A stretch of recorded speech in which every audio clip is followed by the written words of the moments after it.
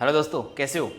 आज अपन इस वीडियो में डिस्कस करेंगे जो हमारे टॉपिक वाइज PYQs की सीरीज चल रही है, उसमें हम आज बेटा डिस्कस करेंगे जेनेटिक मटेरियल का जो सर्चिंग चल रहा था उससे रिलेटेड जितने भी क्वेश्चंस हैं उन सब के बारे में हम एक एक करके बात करने वाले हैं। आइएगा मेरे साथ में।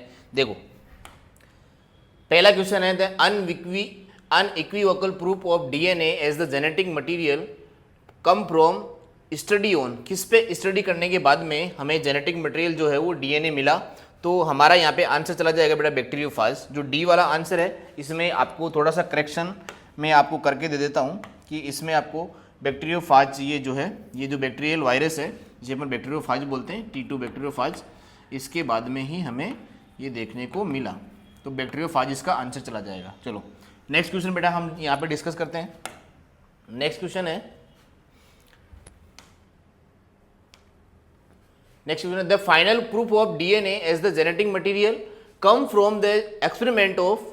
किसने एक्सपेरिमेंट किया था जिससे फाइनली ये हमें पता लग गया कि DNA ही क्या है, जेनेटिक मटेरियल है। तो यहाँ पे हर्शे और चेस ने जो एक्सपेरिमेंट बेटा किया था उसके बेस पे हमें पता लग गया था कि हाँ जो हमारा जेनेटिक मटेरियल वो क्या है, वो DNA ही है। चलो इसके बाद में नेक्स्ट क्वेश्चन जो बेटा है, नेक्स्ट क्वेश्चन है which one of the following was used by Hershey and chase the proof of that DNA is the chemically और बेसिस ऑफ हेरिडिटी। मतलब इसके बाद में जो यहाँ पे जो हर्शे और चेस के जो एक्सपेरिमेंट है उससे प्रूफ जो होता है बेटा, उसमें क्या प्रूफ होता है कि एक जनरेशन से दूसरी जनरेशन में जो DNA ट्रांसमिट भी करता है। तो आपका जो हर्शे और चेस का एक्सपेरिमेंट है उसमें दे रखा है कि T2 बैक्टीरियोफाज को जब एक ई कोलाई बैक्टीरिया पे इन्फेक्शन कराया गया तो उससे वायरस से जो बेटा जेनेटिक मटेरियल वो एक जनरेशन से दूसरी जनरेशन में ट्रांसमिट हो रहे हैं। इसका मतलब generation to generation genetic material DNA जो है वो कैरी भी करता रहता है। तो इसका आंसर क्या चला जाएगा, T2 बैक्टीरियोफाज। समझ में आया। हाँ, नेक्स्ट क्वेश्चन बेटा हम यहाँ पे डिस्कस करेंगे। नेक्स्ट क्वेश्चन है हमारा, देखो, unequivocal proof that DNA is the genetic material was first proposed by. ये पहले वाले क्वेश्चन का ही यहाँ पे रेप्लिकेशन है, मतलब रेप्लिका है। तो यहाँ पे बेटा यहाँ पे बोल रहा है कि अनइक्विवोकल प्रूफ जो DNA को दिया तो T2 बैक्टीरियोफेज पे किसने एक्सपेरिमेंट किया था।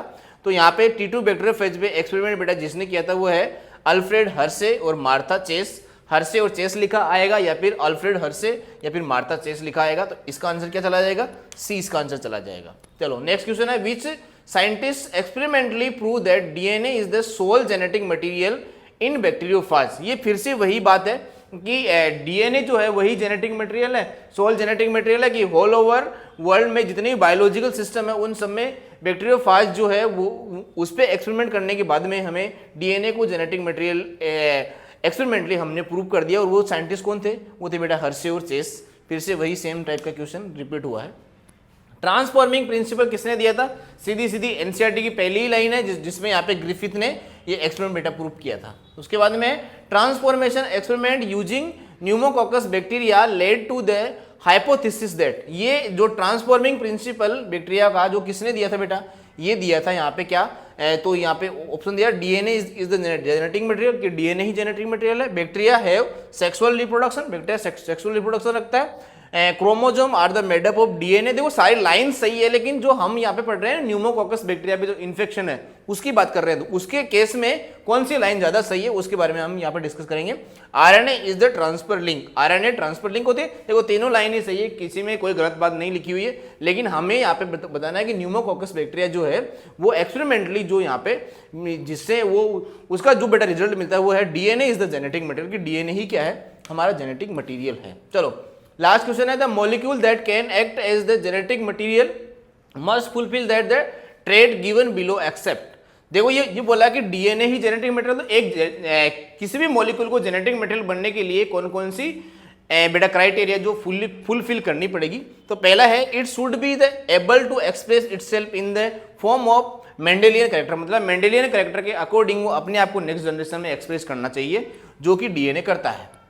It should be able to generate its replica, ये अपनी फोटोकॉपी बना लेना चाहिए, जो कि DNA अपना रेप्लिकेशन से नया DNA बना सकता है। फिर है it should B यूटिल unstable structurally and chemically. नहीं, स्ट्रक्चरली और केमिकली अगर कोई मॉलिक्यूल अनस्टेबल रहेगा तो फिर वो जेनेटिक मटेरियल की तरह काम नहीं कर सकता। इसलिए जेनेटिक मटेरियल के लिए ये लाइन कहीं ना कहीं गलत हो जाती है। लास्ट लाइन भी पढ़ लेते हैं। It should be provide the scope for slow changes that are required for the evolution. हाँ, नए चेंजेस लाने के लिए, इवोल्यूशन करने के लिए डीएनए में थोड़ा थोड़ा चेंजेस भी होना चाहिए, जो कि डीएनए में होता भी है। तो इसका आंसर चला जाएगा बेटा सी।